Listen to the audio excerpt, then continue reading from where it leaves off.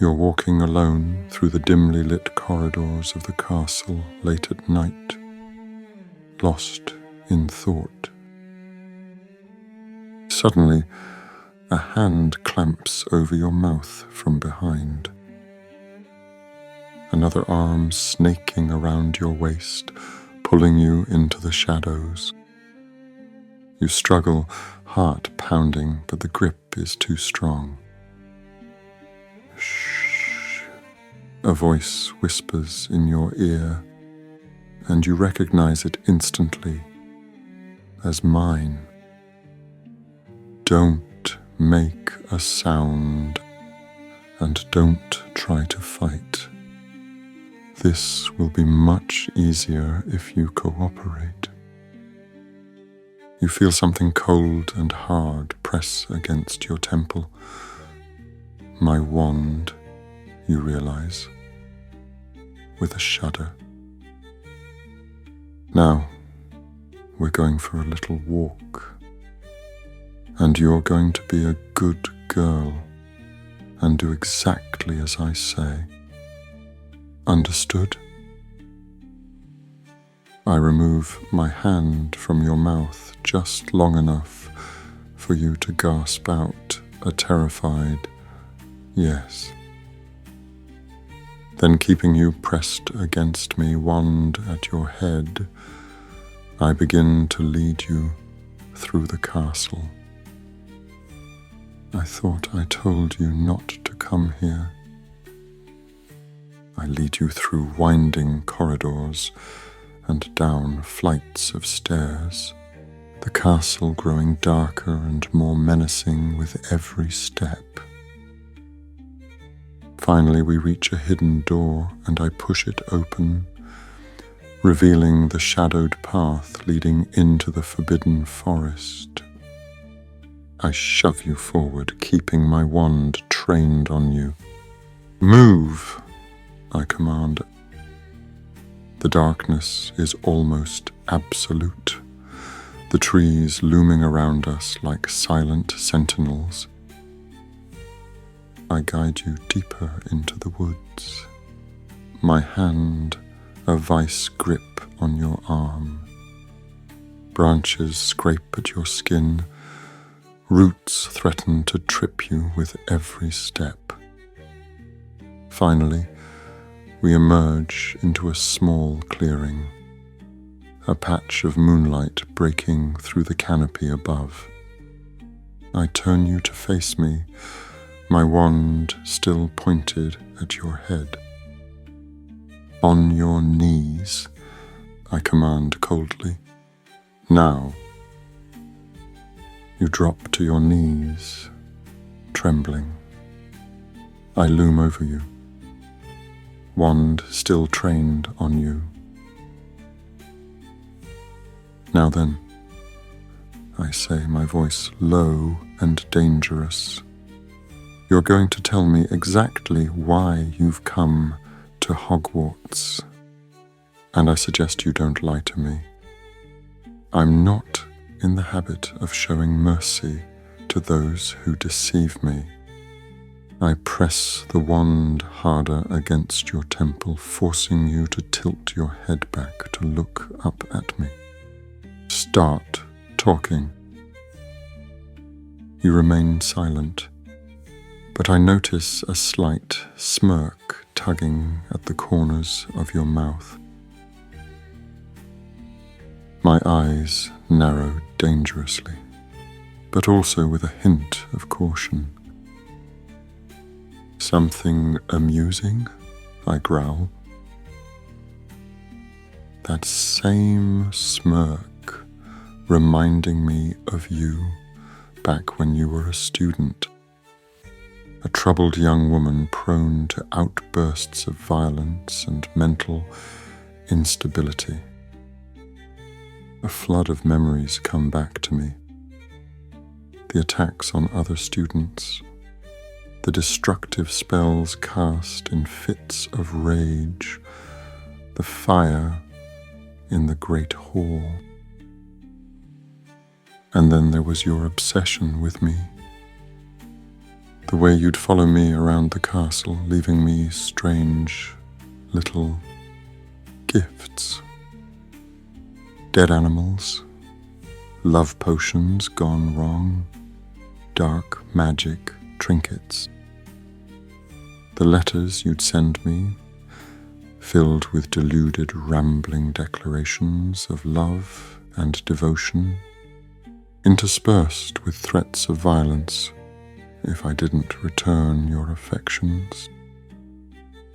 Even after you were sent to Azkaban, the letters kept coming. Pages and pages of incoherent scrawl, manic ravings about how we were meant to be together, how you'd make me pay for rejecting you.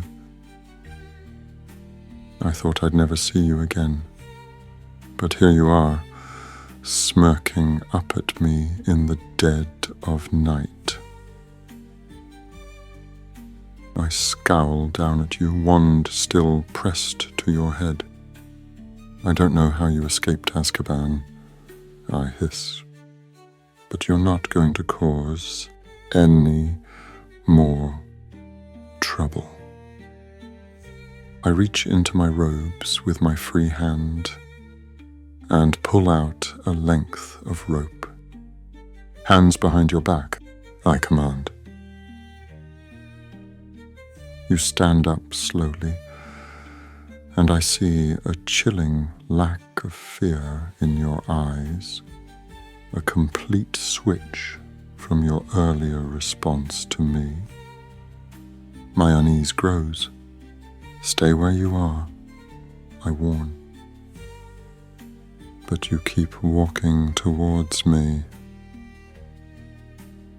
There's a strange, unsettling calm in your expression, a serene confidence that sets my nerves on edge. I take a step back, wand still raised. I said, don't move. You walk right up to me, slowly raising your hands, showing them to be empty, and stopping just inches away. Your eyes lock with mine, and I see in them a depth of intensity that's both intoxicating and terrifying. My confusion mounts. What are you planning?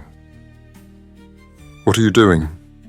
I demand, my voice harsher than I intended. What do you want? You reach up slowly, your hand gently cupping my cheek. I flinch back instinctively, swiping your hand away. Enough, I growl, grabbing you by the wrists. I drag you roughly to the nearest tree, pressing your back against the rough bark.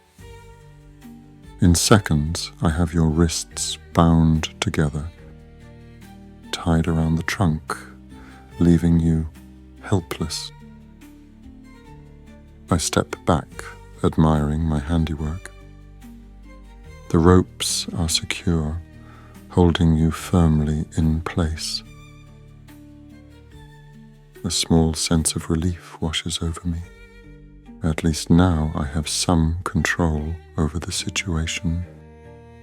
I take a deep breath, trying to calm my racing thoughts. Then I turn back to you, wand still in hand. Now, I say, my voice steady again, I think it's time for some answers. Your expression remains eerily calm as you look up at me. There's no fear, no anger in your eyes. As if you're completely at ease with being tied to a tree in the middle of a dark forest. Answers, you repeat softly. I raise an eyebrow as I examine your expression further.